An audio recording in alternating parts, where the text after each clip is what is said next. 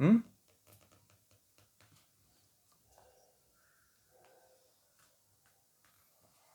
अच्छा अच्छा, वो तो देखिए, ये हमारे शरीर में जो जितने भी इंटरनल पार्ट हैं वह इंद्रियों का ही रूप है, वो भी जड़ पदार्थ ही है। ठीक है, पंच महाभूतों से बना हुआ है। ये जो शरीर है उसका निर्माण पंच महाभूतों से है। ठीक, ये जो पंच तन मात्राएं हैं, उन पंच तन मात्राओं से पंच महाभूत बनते हैं और उन पंच महाभूत से ये शरीर बनती है। ठीक है ना, तो ये भी जड़ ही है। इसका संचालन जो करता है, इसकी ये जो कार्य हो रहा है वो परमात्मा के द्वारा ही कार्य हो रहा है, परमात्मा के शक्ति के द्वारा कार्य हो रहा है, परमात्मा के द्वारा ही होता है। परंतु इसमें जो कार्य करता है, करने वाली जो शक्ति है, वह परमात्मा की शक्ति है, न कि परमात्मा है। ठीक है, कुछ लोग ये मान लेते हैं कि परमात्मा कार्य कर रहा है, नहीं, परमात्मा की शक्ति इसमें कार्य कर रही है। ठीक है ना। और इंद्रियों को और जो भी हमारे सिस्टम है उनको परमात्मा नहीं माना जा सकता है, परमात्मा नहीं कहा जा सकता है। ठीक है ना, ये इस भ्रम को और त्याग दीजिएगा और जड़ ही इनको मानिए, चेतन नहीं है ये।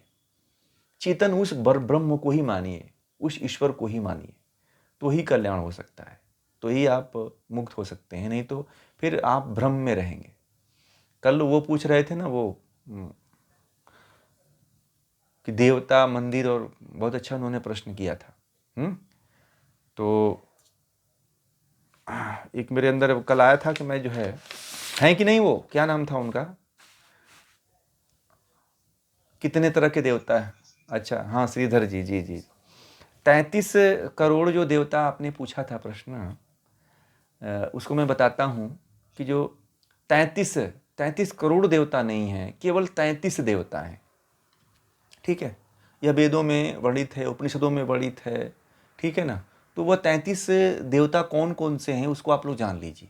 ठीक है ना, उन 33 देवताओं को ही लोगों ने गलत लिख दिया और 33 करोड़ कहने लगे। ठीक है, वह 33 देवता हैं, 33 करोड़ देवता नहीं है। तो उसमें जो है 8 देवता जो है, पहला जो है 8 वसु, जो 8 वसु हैं उसमें 8 वसु हैं और 11 रुद्र हैं। ठीक है, 8 वसु, 11 रुद्र और 12 आदित्य। ठीक है, और 1 इंद्र और 1 प्रजापति, यानी कि कुल 33 देवता हैं। ठीक है, अब आपको बताते हैं कि 11 जो 8 वसु कौन कौन से हैं। वसु जो कहा जाता है, जो हमारे देवता हैं जिनको हमें पूजना चाहिए वास्तविक रूप से। मैं इसके बारे में स्पेशल क्लास, अगर आप लोग कभी किसी दिन सहमति बनाइए, तो मैं जो है ईश्वर के बारे में, जो 33 कोटि देवता हैं और जीवात्मा कौन है, ईश्वर कौन है, तो इसके बारे में एक दिन सत्र रखेंगे, क्योंकि ये जानना जरूरी है। बहुत गंभीर मुद्दा है, ये विषय है ये, क्योंकि लोगों को पता ही नहीं है कि हमें किस देवी देवता को पूजना चाहिए, किस ईश्वर को मानना चाहिए, किसको नहीं पूजना चाहिए। तो देखिए वो कौन कौन से हैं जिससे हम जीवन जीते हैं, जो हमारे काम आते हैं। तो देखिए सबसे पहला जो वसु है वह अग्नि है।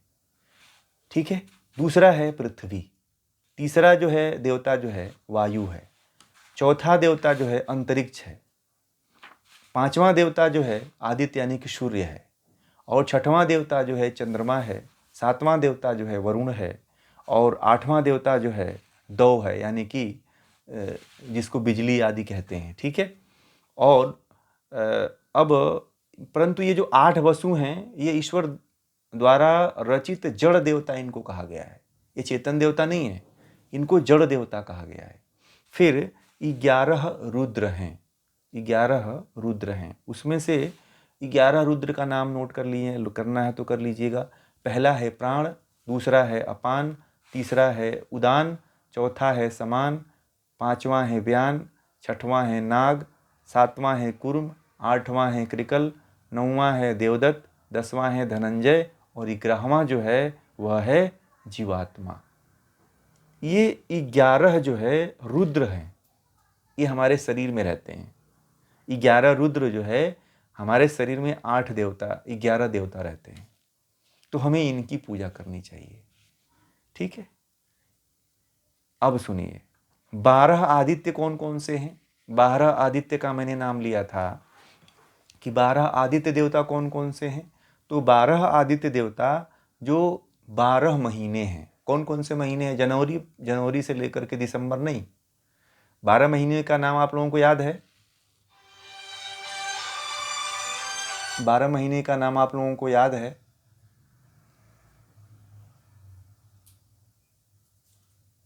12 महीने का नाम जैसे सुनाई दे रहा है?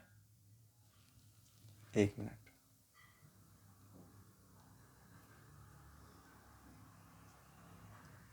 अब आई आवाज? हाँ, 12 महीने का नाम जो है वह चैत से लेकर के फाल्गुन तक शुरू होता है? याद है कि नहीं आप लोगों को?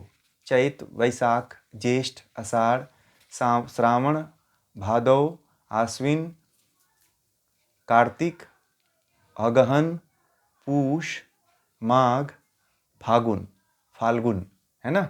ये 12 महीने हैं जिनको 12 देवता कहा गया है, 12 आदित्य कहा गया है। इन 12 महीनों को 12 देवता कहा गया है। ठीक है, अब हम चलते हैं जो इंद्र, एक इंद्र है। इंद्र जो है वैसे इंद्र का अर्थ जो है ईश्वर भी होता है, ऐश्वर्यवान को जो है इंद्र कहा जाता है। ठीक है, इंद्र का अर्थ वो इंद्र देवता नहीं, इंद्र का मतलब होता है, इंद्र जो देवता है यानी कि उसका तात्पर्य विद्युत, जिससे हम लाइट बल्ब जलाते हैं, बिजली को इंद्र कहते हैं, इंद्र देवता कहते हैं। जिससे बिजली जलती है, इसको भी देवता मानते हैं ना आप लोग। जब बिजली जलती है तो कुछ लोग नमस्ते करते हैं, हाथ जोड़ते हैं, तो ये भी एक देवता है। बिजली एक गर्जन, एक तो नेचुरल बिजली होती है और एक जो बिजली हम पैदा करते हैं, तो यह भी क्या है? यह भी एक देवता है। और पांचवा यानी कि जो अंतिम जो है देवता है वह प्रजापति। प्रजापति का तात्पर्य जो है यज्ञ से समझना चाहिए। यज्ञ, जिसको हम आहुति देते हैं, दीपक जलाते हैं, अगरबत्ती जलाते हैं, हवन करते हैं, यज्ञ करते हैं। तो इन सभी का मुख्य जो है, जितने भी देवता हैं ना, ये जो आप ऊपर के जितने भी देवता हैं, इन देवताओं की पूजा यज्ञ से ही होता है। अब समझिए कि अब प्रश्न ये आता है कि इन देवताओं की पूजा हम किससे करें? तो इन देवताओं की यदि पूजा आपको करना है तो इस यज्ञ से ही होती है, इसलिए यज्ञ करना चाहिए। ठीक है, यज्ञ एक माध्यम है कि किसी भी देवता को यदि आप भोजन देते हैं तो उसको वो प्राप्त हो जाता है। ये जो 33 देवता हैं वह ईश्वर के द्वारा बनाए गए हैं। ठीक है, बाकी जो 33 करोड़ की जो बात कहते हैं वह काल्पनिक चीजें हैं जो लोगों ने अपने मन से बना रखा है। ठीक है, आप अपने प्राचीन शास्त्रों में जाएंगे, ठीक है, जब जो मूल शास्त्र हैं हमारे, उन शास्त्रों को पढ़ेंगे तो इन्हीं देवताओं का नाम आता है। वेदों में आता है, उपनिषदों में आता है, और भी जो ग्रंथ हैं दर्शनों में आता है। तो ये जो है ये हमारे 33 देवता कहे गए हैं। ठीक, तो आप लोग भी याद रखिएगा कि 33 देवता कौन है। 33 कोटि और करोड़ नहीं है। ठीक, तो फिर ये भ्रम आप लोग याद रखिएगा, ये भ्रम को दूर कर लीजिएगा और इन देवताओं को याद रखिएगा। इन देवताओं के बारे में कभी जानना हो विस्तृत रूप से तो इसके लिए हम आप लोगों से कभी एकांत में कभी समय मिलेगा तो इस पे याद रखिएगा, आप लोग इस पे चर्चा कर लेंगे एक एक देवता के बारे में। तब आपको इसके महत्व से आप परिचित हो पाएंगे कि ये क्या है, सूर्य क्या है, पृथ्वी क्या है, चंद्रमा क्या है। जब आप जानेंगे तो आपको पता चलेगा कि हाँ, इन देवताओं की ही हमें पूजा करना चाहिए, किसी और देवता की पूजा नहीं करना चाहिए। तब आपको पता चलेगा कि ये वास्तव में क्यों देवता है। कभी मैंने बता दिया है ना तो आप लोगों को कुछ पल्ले नहीं पड़ रहा होगा कि ये कौन कौन से देवता बता दिए, कहाँ कहाँ से जोड़ दिए ये। परंतु जब आप इसको और विस्तृत रूप से जानेंगे तो आपको पता चलेगा कि वास्तविक रूप से देवता यही है। ठीक है ना? तो ये जो है ये सत्र। और कोई प्रश्न है?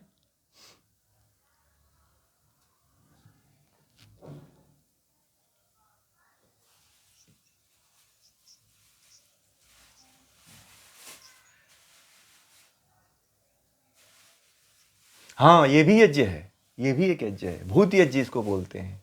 आपने किसी को दान दे दिया, किसी को आपने जैसे कि जीव जंतु हैं, चिड़िया हैं, पक्षी है ना, इनको भोजन खिला दिया आपने, गाय है तो इनको भोजन करा दिया, तो ये भी एक यज्ञ है। इसको भूत यज्ञ कहते हैं। सबसे पहले यही यज्ञ शुरू होता है। घर में जब व्यक्ति सुबह उठता है तो सबसे पहले गाय को, जीव जंतुओं को, चिड़ियों को, कुत्ते को, बिल्ली को ही भोजन कराता है, पक्षियों को पानी रख देता है। तो आप ये भी यज्ञ ही कर रहे हैं। इसीलिए हमारे संस्कृति में देखिएगा, हमारे देश में देखिए कि अनादिकाल से जीव जंतु भी तो हमारे ही सहारे हैं ना। वो खेती थोड़ी कर पाएंगे, कर पाएंगे क्या? नहीं कर पाएंगे। कुत्ता भी मान लीजिए कि हमारे ही सहारे गली का जीता है।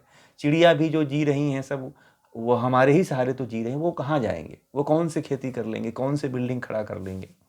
है कि नहीं? उनका, वो भी हमारे ही आश्रित हैं। इसलिए हमें उनके ऊपर दया भाव रखना चाहिए और उनको भी भोजन पानी देना चाहिए। हर व्यक्ति को जो है अपने छत पे, अपने घर पे पानी दाना जरूर रखना चाहिए। गाय के लिए रोटी बना के देना चाहिए, कुत्ते के लिए देना चाहिए, क्योंकि ये भी हमारे लिए ही, हमको देख करके ही ये जी रहे हैं। इसलिए इन जीवों को खिलाना पिलाना, ये भी, इसको भी भूत यज्ञ कहा गया है। 5 प्रकार के यज्ञ होते हैं।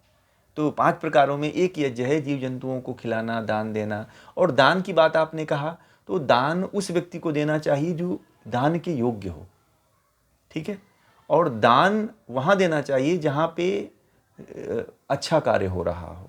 ठीक है? दान ऐसी जगह नहीं देना चाहिए जहाँ पे कोई पुण्य का कार्य नहीं हो रहा हो, जहाँ पे कोई ज्ञान का कार्य न हो रहा हो, जहाँ विद्या का कार्य न हो रहा हो, जहाँ पे गलत कार्य हो रहा हो, वहाँ पे दान नहीं देना चाहिए। क्योंकि दान देने वाला का दान अगर कहीं गलत जगहों पे चला गया तो उसका भी बुरा असर होता है।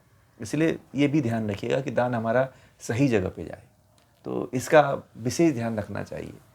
बाकी उसका कर्तव्य है कि वो ले लिया आपसे तो वो उसको पाप लगेगा, है ना।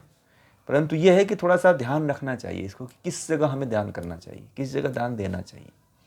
ये बहुत इम्पोर्टेंट बातें हैं। तो ये हमारे देवी देवता हैं और इनको आप जानिए। और इसके बारे में कभी हम विस्तृत व्याख्या करेंगे तो आपको पता चलेगा कि हम जो, जैसे मान लीजिए कि हमने 12 उनकी बात किया, 12 प्रकार के जो है महीने की बात किया। तो 12 महीने कैसे हमारे जीवन में हमारी रक्षा करते हैं। जो 11 रुद्र हैं, तो 11 रुद्र के बिना तो हमारा जीवन ही नहीं संभव है। ठीक है? जो 11 रुद्र हैं उनके बिना तो हमारा जीवन संभव है ही नहीं। इसलिए इनकी पूजा की जाती है। तो इसके बारे में विस्तृत चर्चा करेंगे। अभी तो नाम हमने आप लोगों को बता दिया कि 33 देवता हैं जिनको आप लोग याद रखेंगे। यदि आप इन देवताओं को जान जाते हैं तो फिर आप किसी और देवता की पूजा नहीं करेंगे।